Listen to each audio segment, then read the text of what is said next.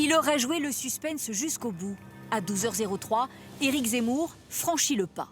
Mes chers compatriotes, sur les réseaux sociaux, il publie une vidéo dans laquelle il déclare sa candidature. Il n'est plus temps de réformer la France, mais de la sauver. C'est pourquoi j'ai décidé de me présenter à l'élection présidentielle. Une mise en scène travaillée qui s'inspire de l'appel du 18 juin du général de Gaulle au micro de la BBC. Une vidéo de 9 minutes qui montre une France qu'il décrit une fois de plus fragilisée par l'immigration. Il appelle à retrouver un pays fier de son identité. Rejoignez-moi, dressez-vous. Nous les Français, nous avons toujours triomphé de tout. Pour le Rassemblement national, il s'agit d'un non-événement. Il y avait zéro suspense, comme il y a zéro programme, comme il y a zéro maîtrise de soi, comme il y a zéro équipe.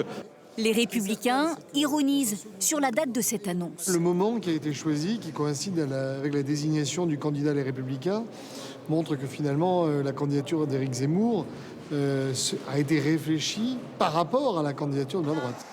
Quant aux Français, ils s'attendaient à cette candidature. Il a bien pris la température et quand le bain était bon, il a décidé de sauter dedans. C'est pas en accord avec mes opinions, mais c'est un candidat comme un autre, voilà. Une déclaration après une tournée en France pour la promotion de son livre, des meetings qui ne disent pas leur nom. Cette annonce vient relancer une pré-campagne qui s'essoufflait après plusieurs déplacements chahutés, notamment Marseille. Aucune poignée de main, aucune rencontre avec les habitants, mais une déambulation sous les huées. Retourne chez toi! Épilogue de la visite. Ce geste, fort inélégant, dira-t-il ensuite, la réponse à une opposante qu'il avait invectivée. Éric Zemmour s'est aussi attiré les critiques lors de polémiques à répétition.